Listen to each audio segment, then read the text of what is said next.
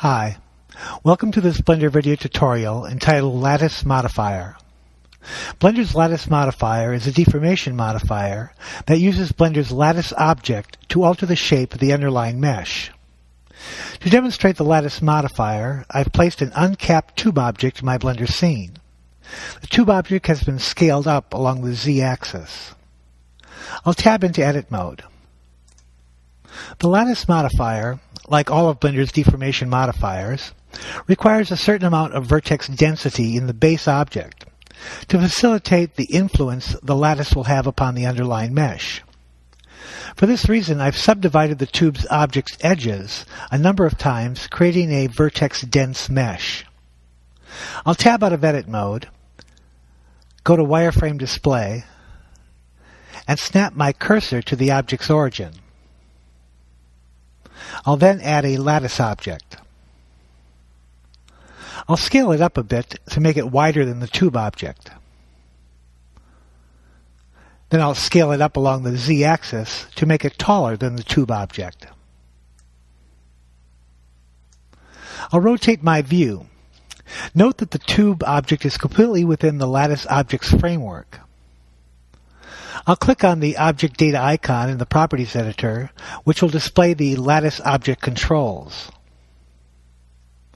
By default, the lattice has 2 control points in the U direction, 2 in the V direction, and 2 in the W direction. U, V, and W correspond to length, width, and depth. Since these attributes can be along any of the X, Y, or Z axes, the directions are referenced as U, V, and W. With the lattice selected, I'll tab into Edit mode. It's a bit hard to see the control points, so I'll select them all. The 2x2x2 lattice has 2 times 2 times 2, or 8 control points. I'll increase the V control points to 3. Now the lattice has 2 times 3 times 2, or 12 control points. I'll increase the U control points to 3. Now the lattice has 18 control points, 3 times 3 times 2. I'll increase the W control points to 11. Now the lattice has 99 control points, 3 times 3 times 11. Note that in this arrangement there are control points in the center of the object. In many cases, like this one, we have no need for the center control points. To eliminate these center control points, I'll checkmark the outside checkbox, which will remove the inside control points. I'll deselect all the control points and go to Front View. I'll tab out of Edit mode, and I'll name this lattice Tube Lattice.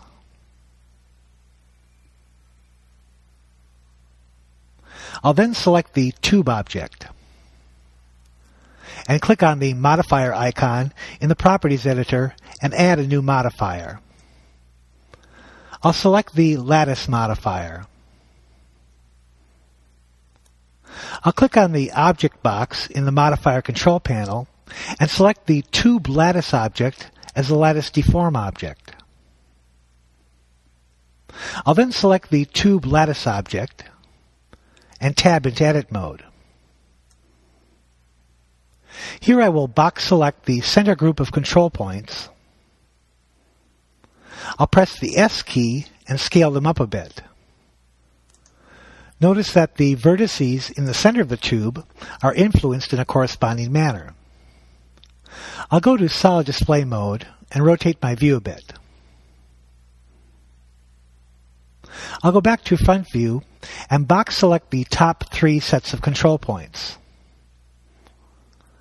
I'll press the R key, followed by the Y key, followed by 90, and then Enter, rotating the control points around the Y-axis 90 degrees.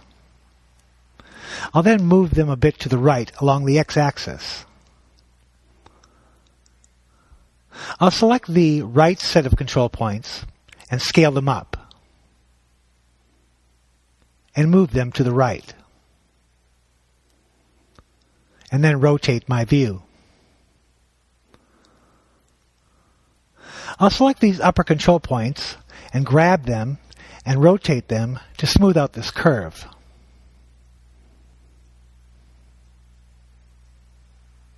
I'll select these two control points and these two control points and move them down along the z-axis. I'll then scale them up.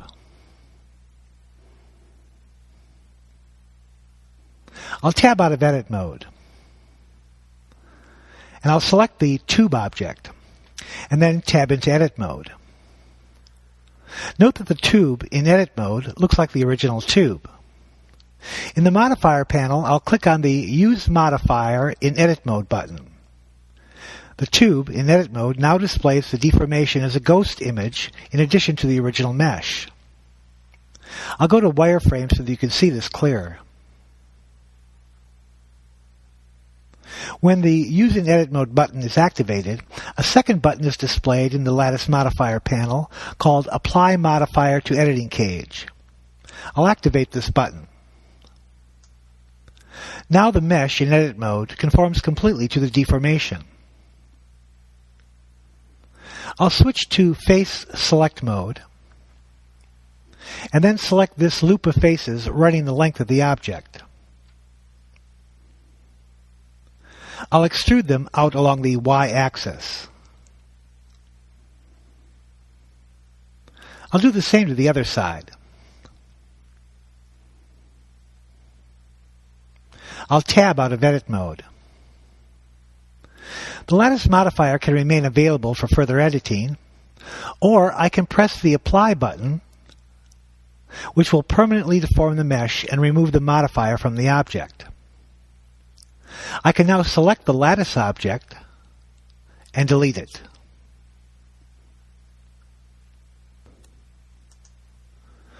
Because the lattice deformation relies heavily on the proximity of the control points to the location of the mesh vertices, the lattice deformation modifier is often used in an animation. I'll go to Layer 2. Here I have modeled a flat rectangular object and added to it a lattice modifier that makes a series of sharp bends along the z-axis. I've placed tube objects to serve as rollers. I then moved the rectangular tube out of the z-influence of the lattice. I can now animate the object to enter into the lattice and thus deform it.